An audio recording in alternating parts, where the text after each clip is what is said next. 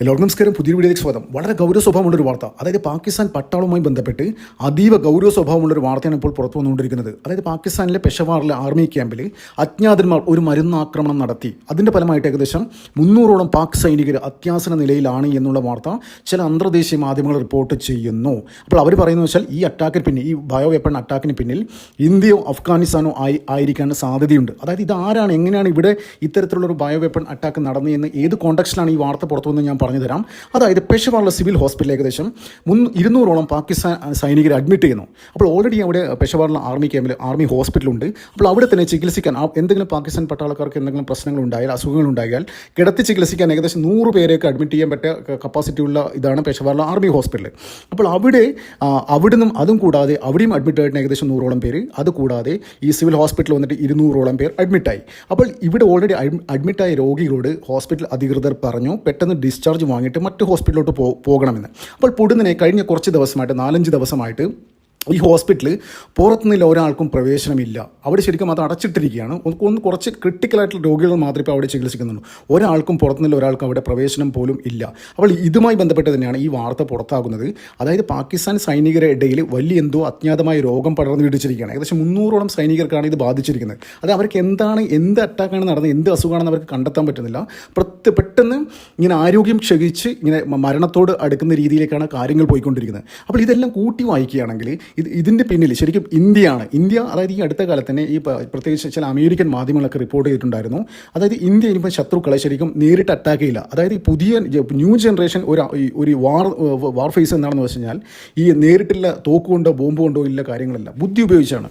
അപ്പോൾ അത്തരത്തിൽ നോക്കുകയാണെങ്കിൽ ഇപ്പോൾ ഇന്ത്യ പാകിസ്ഥാനെ തീർക്കാൻ വേണ്ടിയിട്ട് പലതരത്തിലുള്ള ഇത്തരത്തിലുള്ള ബയോ വെപ്പൺ അങ്ങനെയുള്ള കാര്യങ്ങളൊക്കെ ഇന്ത്യ പ്രയോഗിക്കും എന്നുള്ള ഒരു സുപ്രധാനപ്പെട്ട ഒരു വാർത്ത കഴിഞ്ഞ ദിവസം അമേരിക്കൻ മാധ്യമങ്ങൾക്ക് റിപ്പോർട്ട് ചെയ്തിരുന്നു. അത് ഏത് കോണ്ടക്സ്റ്റിലാണെന്ന് വെച്ച് കഴിഞ്ഞാൽ ഈ ഡൽഹി ഭീകരാക്രമണം നടന്നില്ലേ, ഈ ഡൽഹി ഭീകരാക്രമണത്തിൽ വ്യക്തമായ പങ്ക് പാകിസ്ഥാൻ്റെ പങ്ക് ശരിക്കും ഇന്ത്യയുടെ പക്കലുണ്ട്. അപ്പോൾ ഈ ഓപ്പറേഷൻ സിന്ദൂറിൻ്റെ സമയത്ത് തന്നെ ഇന്ത്യ ഒഫീഷ്യലി പറഞ്ഞിട്ടുണ്ടായിരുന്നു, ഇനി ഒരു തീവ്രവാദി അറ്റാക്ക് ഇന്ത്യയിൽ ഉണ്ടായിട്ടുണ്ടെങ്കിൽ ഞങ്ങൾക്ക് ഇനി നേരിട്ട് ഡിസ്കഷനില്ല, നേരിട്ട് ഡയറക്റ്റ് അറ്റാക്ക് ആയിരിക്കും എന്നുള്ള ഒരു കണ്ടീഷൻ്റെ പുറത്താണ് ഇന്ത്യ അന്ന് ഓപ്പറേഷൻ സിന്ദൂറിൽ വെടിനിർത്തലിനെ സമ്മതിച്ചത്. അപ്പോൾ ഇപ്പോഴും ഇവിടെ നടന്ന അറ്റാക്കിൽ ഡയറക്റ്റ് പാകിസ്ഥാനിൽ നിന്നുള്ള കൺട്രോൾസ് ഇന്ത്യയിൽ ചിലപ്പം ഇന്ത്യൻ അന്വേഷണ ഏജൻസികൾക്ക് കിട്ടിയിട്ടുണ്ടാകാം. പക്ഷേ അതിൻ്റെ ഗൗരവ സ്വഭാവം, അതിൻ്റെ ഇൻറ്റൻസിറ്റി, അതായത് നേരിട്ട് കയറി അറ്റാക്ക് ചെയ്യണമെങ്കിൽ, അതായത് ഒരു പാകിസ്ഥാൻ അറ്റാക്ക് ചെയ്യണമെങ്കിൽ ഞങ്ങളുടെ കയ്യിൽ വ്യക്തമായ ഒരു തെളിവ് വേണം. എന്നാൽ മാത്രമേ എന്താ പറയുക, അന്താരാഷ്ട്ര സമൂഹത്തിൻ്റെ ഒരു സപ്പോർട്ട് ഇന്ത്യക്ക് കിട്ടും. ഇപ്പോൾ ഓപ്പറേഷൻ സിന്ദൂറിൻ്റെ സമയത്ത് കണ്ടില്ലേ, ഇന്ത്യയെ സപ്പോർട്ട് ചെയ്യാത്ത രണ്ട് രാജ്യങ്ങളെ ഉണ്ടായിരുന്നുള്ളൂ. ഒന്ന് ചൈന അടക്കം പോലും സപ്പോർട്ട് ചെയ്തിട്ടുണ്ടായിരുന്നു, അതായത് വെർബലി സപ്പോർട്ട് ചെയ്തിട്ടുണ്ടായിരുന്നു. അവർ ആയുധങ്ങളൊക്കെ പാകിസ്ഥാൻ കൊടുത്തിട്ടുണ്ടായിരുന്നു. പക്ഷേ അവർ ഒഫീഷ്യൽ സ്റ്റേറ്റ്മെൻറ്റ് പറഞ്ഞിട്ടുണ്ടായിരുന്നു ഞങ്ങൾ ഇന്ത്യയുടെ കൂടാണെന്ന രീതിയിൽ. അപ്പോൾ തുർക്കി മാത്രമാണ് ഇന്ത്യയെ അനുകൂലിക്കാതെ പറഞ്ഞ രാജ്യങ്ങൾ. ചില പിന്നെ ഖത്തർ അങ്ങനെയുള്ള രാജ്യങ്ങളൊക്കെ പറഞ്ഞിട്ടുണ്ടായിരുന്നു. അപ്പോൾ എന്ത് തന്നെയായാലും ഈ ഒരു കോണ്ടക്സ്റ്റിൽ തന്നെയാണ് ഇതിന് പിന്നിൽ ഇന്ത്യ അല്ലെങ്കിൽ അഫ്ഗാനിസ്ഥാൻ ആയിരിക്കും എന്നുള്ള വിവരങ്ങൾ അവർ പുറത്തുവിടുന്നത്. അത് തെളിവൊന്നും പറയുന്നില്ല കേട്ടോ. അതായത് ഇങ്ങനെ റൂമേഴ്സ് അടിച്ചിറക്കുകയാണ്. ഈ ഇന്ത്യയിലെ അജ്ഞാതന്മാരാണ് ഈ പാകിസ്ഥാൻ പെഷവാറിലെ ആർമി ക്യാമ്പിൽ മരുന്നാക്രമണം നടത്തിയെന്ന്. അപ്പോൾ ഈ ഡൽഹി ഭീകരാക്രമണവും ഇതും തമ്മിലൊരു ബന്ധമുണ്ട്. എന്താണെന്ന് വെച്ച് കഴിഞ്ഞാൽ ഈ ഡൽഹി ഭീകരാക്രമണത്തിൽ ഇവരെന്താ പദ്ധതിയിട്ടെ, അതായത് ആദ്യം ഈ ഡൽഹി ഭീകരാക്രമണം ഈ ഒരു ഇൻറ്റൻസിറ്റിയിൽ നടക്കേണ്ടതല്ല. ശരിക്കും ഡിസംബർ 6 ഏകദേശം 34ഓളം ഇന്ത്യയിലെ ഓരോ സ്ഥലത്ത്, സുപ്രധാനപ്പെട്ട സ്ഥലത്ത് വലിയ രീതിയിൽ സ്ഫോടനങ്ങളാണ് അവർ പ്ലാൻ ചെയ്തത്. അതിന് വേണ്ടിയിട്ടാണ് ഏകദേശം 34ഓളം കാറുകൾ അവർ വാങ്ങിയത്. അതായത് ഒരുപാട് ആൾക്കാർ അതായത് ഒരുപാട് ഓണേഴ്സ് ഇങ്ങനെ മാറി ഇങ്ങനെ വിറ്റ് കാറുകൾ നോക്കി ആണ് അവർ വാങ്ങിയിരിക്കുന്നത്. അപ്പോൾ വലിയ രീതിയിൽ സ്ഫോടനം നടത്താൻ അവർ പ്ലാൻ ചെയ്തിട്ടുണ്ടായിരുന്നു. അപ്പോൾ ഇതെങ്ങനെ പുറത്തു വരുന്നത്, അതായത് ഗുജറാത്ത് ATSഉം ഉത്തർപ്രദേശ് പോലീസും NIAയും നടത്തിയൊരു അന്വേഷണത്തിൻ്റെ ഇതിലാണ് ഒരു ഹൈദരാബാദ് ഡോക്ടറെ ഗുജറാത്തിൽ വെച്ച് അറസ്റ്റ് ചെയ്യുന്നത്. അതായത് അയാളെ പക്കൽ നിന്ന് ഈ ആവണക്കെണ്ണയിൽ ചണ്ടിയില്ലേ, അതുപയോഗിച്ച് റിസിൻ എന്ന് പറയുന്ന അതിമാരകമായ വിഷം ഉൽപ്പാദിപ്പിച്ചെടുക്കുന്നതിനിടയിലാണ്, അത് വിദഗ്ധനാണ്. അപ്പോൾ അതിനിടയിലാണ് ഈ ജിഹാദി ഡോക്ടറെ ഇവർ പിടികൂടുന്നത്. അപ്പോൾ ഇവരിന് വളരെ സുപ്രധാനപ്പെട്ട വാർത്തകളൊക്കെ ലഭിക്കുന്നു. അതിൻ്റെ ഭാഗമായിട്ടാണ് പല ഏകദേശം 8-12 ഡോക്ടേഴ്സിനാണ് ഓൾ ഇന്ത്യ ലെവലിൽ ഈ അന്വേഷണ ഏജൻസികൾ അറസ്റ്റ് ചെയ്തത്. അപ്പോൾ ഇവരൊക്കെ ഇങ്ങനെ ബയോ വെപ്പൺ ഉപയോഗിച്ചിട്ട് പ്ലാൻ B ആയിരുന്നു ഇങ്ങനെ ബോംബ് സ്ഫോടനം കാര്യങ്ങളൊക്കെ.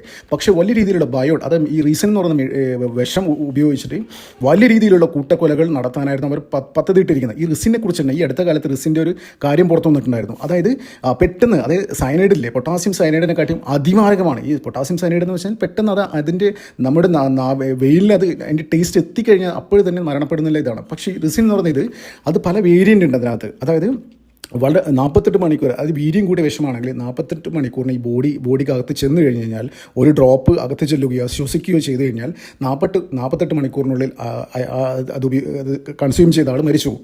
അപ്പോൾ ഇതിന് ഒരുപാട് വേരിയൻ്റ് ഉണ്ട്. അതായത് പെട്ടെന്ന് വെച്ച് കഴിഞ്ഞാൽ 48 മണിക്കൂർ, ചിലപ്പം ഒരു മാസം, ഒരാഴ്ച, 2 ആഴ്ച, 3 ആഴ്ച, അങ്ങനെ പല വേരിയൻ്റ് ആയിട്ട് ഇതിനെ മാറ്റിയെടുക്കാൻ പറ്റും. അതിൻ്റെ കോൺസെൻട്രേഷനിലും കെമിക്കൽ ഫോർമുലയുടെ മാറ്റം അനുസരിച്ച് എന്തെങ്കിലും മോഡിഫിക്കേഷൻ ചെയ്ത് കഴിഞ്ഞാൽ അത്തരത്തിലെ കാര്യങ്ങൾ വികസിപ്പിച്ചെടുക്കാൻ പറ്റും എന്നുള്ള വളരെ സുപ്രധാനപ്പെട്ട കാര്യങ്ങൾ തന്നെയാണ് ഈ ഗുജറാത്തിന് പിടിക്കപ്പെട്ട ജിഹാദി ഡോക്ടർ അന്വേഷണ ഏജൻസികൾക്ക് മുന്നിൽ പറഞ്ഞത്. അപ്പോൾ അത്തരത്തിലുള്ള സെയിം അറ്റാക്ക് പാകിസ്ഥാനിലേക്ക് നടക്കണമെങ്കിൽ അത് മിക്കവാറും എന്താ പറയണ്ടേ, നമുക്കെതിരെ എയ്യാൻ വെച്ച അമ്പ് ശരിക്കും ഇന്ത്യൻ അജ്ഞാതന്മാർ, അതായത് പറഞ്ഞ് തന്നെയാണ് അവരും സംശയിക്കുന്നത്. ഈ മാധ്യമങ്ങളൊക്കെ, അമേരിക്കൻ മാധ്യമങ്ങൾ സംശയിക്കുന്നത് ഇവിടെ, അതായത് ഈ ജിഹാദി ഡോക്ടേഴ്സിനെ പിടിച്ചപ്പോൾ കിട്ടിയ കെമിക്കൽ ഫോർമുല ആദ്യം കാര്യങ്ങളൊക്കെ അത് ഉപയോഗിച്ചുകൊണ്ട് തന്നെ ശത്രുക്കളെ വകവരുത്തുന്ന ഒരു സ്ട്രാറ്റജി. അപ്പോൾ മിക്കവാറും ഇന്ത്യൻ അജ്ഞാതന്മാർ തന്നെയായിരിക്കും അതിൻ്റെ പിന്നിൽ എന്നാണ് സംശയിക്കുന്നത്. അതുകൊണ്ട് തന്നെയാണ് ഇന്ത്യയിലേക്ക് മാപ്പ് ചെയ്യുന്നത്. അപ്പോൾ ഇവർ തന്നെ വേറൊരു തിയറിയും പറയുന്നുണ്ട്. എന്താണെന്ന് വെച്ച് കഴിഞ്ഞാൽ അവിടെ ചിലപ്പോൾ ബലൂജ് ലിബറേഷൻ ആർമിയോ, പിന്നെ അവിടെ സിന്ധിലൊക്കെ കലാപ അരങ്ങേറുന്നുണ്ടല്ലോ പ്രശ്നങ്ങളൊക്കെ, ബലൂജ് ലിബറേഷൻ ആർമി, പിന്നെ അങ്ങനെ തെഹരീക്ക് താലിബാൻ ഉണ്ടല്ലോ, ആ താലിബാൻ്റെ പാകിസ്ഥാനിൽ പ്രവർത്തിക്കുന്ന മൊഡ്യൂൾ.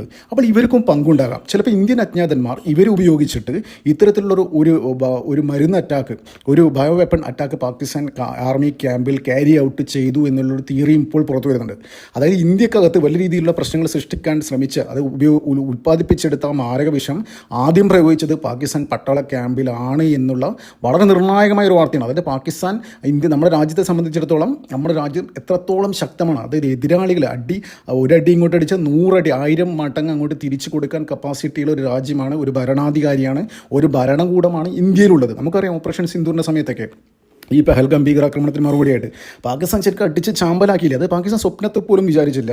അവർ എന്താ പറയുക, ഈ സിന്ധു നദീതട ഈ കരാറുണ്ടല്ലോ, ജലത്തിൻ്റെ കരാർ, അത് ഫ്രീസ് ചെയ്തു. അതിനുശേഷം അവിടെ ഓപ്പറേഷൻ സിന്ദൂരിലും ഈ ലഷ്കർ അങ്ങനെയുള്ള ജയ്ഷയുടെയൊക്കെ ഹെഡ് ക്വാർട്ടേഴ്സിൽ കയറി ബോംബിട്ട് ഏകദേശം 300ഓളം തീവ്രവാദികളും 200ഓളം പാക് പട്ടാളക്കാരൊക്കെ കൊല്ലപ്പെട്ടിരുന്നു. അപ്പോൾ അതുക്കും മേലെയുള്ള ഒരു അറ്റാക്കാണ് ഇപ്പോൾ നടന്നിരിക്കുന്ന വാർത്തയാണ് ഇപ്പോൾ പുറത്തു വരുന്നത്. ശരിക്കും ആരെ വിശ്വസിക്കും? ഒരു തരത്തിലും വിശ്വസിക്കാൻ പറ്റാത്ത, അവിടുത്തെ ഭരണകൂടത്തിന് അവിടുത്തെ സൈനികർക്ക് പോലും സംരക്ഷണം കൊടുക്കാൻ പറ്റാത്ത രീതിയിൽ ഇന്ത്യയുടെ ഇടപെടലുകൾ പാകിസ്ഥാൻ മണ്ണിൽ നടക്കുന്നു എന്നുള്ള വളരെ ഗൗരവമായ ഒരു കാര്യമാണ് പാകിസ്ഥാൻ ആർമി ISIനെ ഏൽപ്പിച്ചിരിക്കുന്നത്. അപ്പോൾ ISIക്ക് പോലും ഇത്തരത്തിലുള്ള പാകിസ്ഥാൻ മണ്ണിൽ നടക്കുന്ന ഇന്ത്യൻ ഓപ്പറേഷൻസ് അവർക്ക് ഐഡൻറ്റിഫൈ ചെയ്യാൻ പറ്റുന്നില്ല എന്നുള്ള വളരെ ഒരു ഗുരുതരമായ കാര്യം തന്നെ കഴിഞ്ഞ ദിവസം തന്നെ അസിം മുനീറിൻ്റെ അടുത്ത് പോലും എത്തിയിരുന്നു. അതായത് ISIയുടെ ചീഫിനെ പോലും മാറ്റണമെന്ന രീതിയിലുള്ള വലിയ രീതിയിലുള്ള ആവശ്യങ്ങൾ ഉന്നയിച്ചിട്ടുണ്ട്. അത് ഉന്നയിച്ചതെന്ന് വെച്ച് കഴിഞ്ഞാൽ തുർക്കിയാണ്. ഈ തുർക്കിയാണ് ISIയുടെ ഓപ്പറേഷൻസ്, അതായത് ISIക്ക് പറ്റുന്നില്ല ഇന്ത്യൻ ചാരന്മാർ, ഇന്ത്യൻ സ്പൈകൾ പാകിസ്ഥാൻ മണ്ണിൽ നടത്തിക്കൊണ്ടിരിക്കുന്ന കാര്യങ്ങൾ ഐഡൻറ്റിഫൈ ചെയ്യാൻ പറ്റുന്നില്ല, നേരത്തെ ഐഡൻറ്റിഫൈ ചെയ്യാൻ പറ്റുന്നില്ല എന്നുള്ള വളരെ ഗുരുതരമായ ഒരു കാര്യം തുർക്കിയാണ് ഉന്നയിച്ചിരിക്കുന്നത്. അത് ISI തലവനെ മാറ്റണമെന്നില്ലേ. അപ്പോൾ അസിം മുനീറും അതിനൊക്കെ എന്താ പറയുക ഒരു പച്ചക്കൊടി കാട്ടിയിരുന്നു. അപ്പോൾ എന്തിനാലും ഈ അസിം മുനീർ മുമ്പ് ISIയുടെ തലപ്പത്തുണ്ടായിരുന്നു, ഈ ആർമി ചീഫ് ആകുന്നതിന് മുന്നേ തന്നെ. അപ്പോൾ വലിയ രീതിയിലുള്ള ഒരു ഓപ്പറേഷൻസ്, അതായത് അസിം മുനീറിന് അറിയാം എങ്ങനെയാണ് ഈ ISIക്ക് വർക്ക് ചെയ്യുന്നത്. അപ്പോഴും ഈ പട്ടാള തലപ്പത്തിരിക്കുന്ന അസിം മുനീറിന് പോലും ഒരു ഐഡിയയില്ല എന്താണ് ഇപ്പോൾ നടന്നുകൊണ്ടിരിക്കുന്നതെന്നില്ലേ. അപ്പോൾ എന്ത് തന്നെയാലും വലിയ രീതിയിലുള്ള വളരെ ഗുരുതരമായൊരു കാര്യം തന്നെയാണ് പാകിസ്ഥാൻ ആർമി ക്യാമ്പിൽ സംഭവിച്ചുകൊണ്ടിരിക്കുന്നത്. അപ്പോൾ ഈ വാർത്ത പുറത്തുവിടാതിരിക്കാൻ വേണ്ടിയിട്ട് അവർ മാക്സിമം ട്രൈ ചെയ്തെന്ന് വെച്ച് കഴിഞ്ഞാൽ അവർക്ക് പറ്റില്ല. അത് ഒരു ചില കാര്യങ്ങളൊക്കെ, പ്രത്യേകിച്ച് ഈ പബ്ലിക് ഇൻട്രാക്ഷൻ അങ്ങനെ എന്തെങ്കിലും നടന്നു കഴിഞ്ഞാൽ വാർത്തകൾ പുറത്തു വരും. അപ്പോൾ ഈ വാർത്ത പെട്ടെന്ന് പുറത്തു വരാൻ തന്നെ കാരണം അവിടെ ഹോസ്പിറ്റലിൽ അഡ്മിറ്റ് ചെയ്ത് വളരെ ക്രിട്ടിക്കലായ ആൾക്കാരോടൊക്കെ പെട്ടെന്ന് മറ്റു ഹോസ്പിറ്റലിലേക്ക് പോകാൻ പറഞ്ഞു. അപ്പോൾ അങ്ങനെ മാറ്റുന്നതിനിടയിൽ 1-2 രോഗികൾ കൊല്ലപ്പെട്ടിരുന്നു. അപ്പോൾ അതുമായി ബന്ധപ്പെട്ട് തന്നെയാണ് ആ അന്വേഷണത്തിൽ മാധ്യമങ്ങളൊക്കെ എന്തുകൊണ്ടാണ് ഇങ്ങനെ കൊല്ലപ്പെട്ടതെന്നുള്ളൊരു അന്വേഷണത്തിനാണ് ചില ആൾക്കാർക്ക് ഇത്തരം വിവരങ്ങൾ ലഭിക്കുന്നത്. ഏകദേശം 200ഓളം പാക് പട്ടാളക്കാരെയാണ് അവിടെ അഡ്മിറ്റ് ചെയ്തിരിക്കുന്നത്. അജ്ഞാതമായ രോഗം പിടിപെട്ട് അത്യാസനമായ നിലയിലാണ് എന്ന രീതിയിലുള്ള. അപ്പോൾ പെട്ടെന്ന് പാകിസ്ഥാൻ തന്നെ കുറേ എക്യുപ്മെൻറ്റ്സിന് വേണ്ടിയിട്ട് ഈ തുർക്കിയുമായിട്ട് ബന്ധപ്പെട്ടിരുന്നു. പെട്ടെന്ന് ഈ ഹോസ്പിറ്റൽ എക്യുപ്മെൻറ്റ്സ് വേണമെന്നുള്ള രീതിയിൽ അവിടെ ICUലും കാര്യങ്ങളൊക്കെ വളരെ ക്രിട്ടിക്കലാണ് കാര്യങ്ങൾ.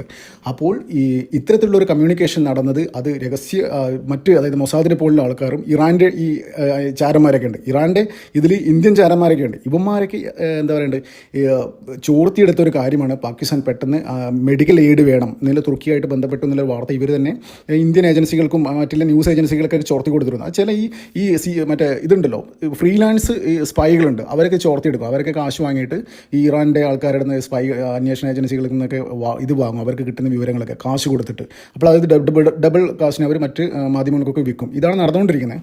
അപ്പോൾ എന്ത് തന്നെയാലും ഈ ഒരു വാർത്ത നമ്മുടെ രാജ്യത്തെ സംബന്ധിച്ചിടത്തോളം വളരെ സന്തോഷം നൽകുന്ന ഒരു കാര്യം തന്നെയാണ്. അതായത് നമ്മുടെ രാജ്യത്ത് ഇവിടെ വലിയ രീതിയിൽ കലാപങ്ങൾ ഉണ്ടാക്കിയിട്ട് ഇവിടെ ജനാധിപത്യ പ്രക്രിയയിലൂടെ അധികാരത്തിലെത്തിയ ഒരു സർക്കാരിനെ അട്ടിമറിച്ച് നമ്മുടെ രാജ്യത്ത് ഉണ്ടായിക്കൊണ്ടിരിക്കുന്ന വലിയ വികസനം ഇല്ലാതാക്കാനും സാമ്പത്തിക കുതിപ്പ് തടയാനും വേണ്ടി ഇന്ത്യയിൽ കലാപം ഉണ്ടാക്കി ഇന്ത്യയെ പ്രധാനമന്ത്രി നരേന്ദ്രമോദി താഴെ വലിച്ചിട്ട് അവിടെ അവർക്ക് താല്പര്യം അവർ പറയുന്ന സ്ഥലത്ത് നിൽക്കുന്ന ഒരു ഭരണാധികാരി ഒരു ഭരണകൂടത്തെ ഇവിടെ പ്രതിഷ്ഠിക്കാൻ അവർ ശ്രമിക്കുന്നുണ്ട്. അപ്പോൾ അതിനു വേണ്ടിയിട്ട് കോപ്പ് കൂട്ടിയ ആൾക്കാരെ നിർമ്മിച്ചെടുത്ത ബയോ വെപ്പൺ തന്നെ പാകിസ്ഥാനിലെ ആർമി ക്യാമ്പിൽ തന്നെ അജ്ഞാതന്മാർ ഉപയോഗിച്ച് പ്രയോഗിച്ചത് അതിനിർണായകമായ ഒരു കാര്യം തന്നെയാണ്. എന്തായാലും വരും ദിവസങ്ങളിൽ ഇതിനെക്കുറിച്ചുള്ള കൂടുതൽ വാർത്തകൾ പുറത്തു വരട്ടെ. നമുക്കതിനായി കാത്തിരിക്കാം. നന്ദി, നമസ്കാരം. മറ്റൊരു വീഡിയോ കാണാം.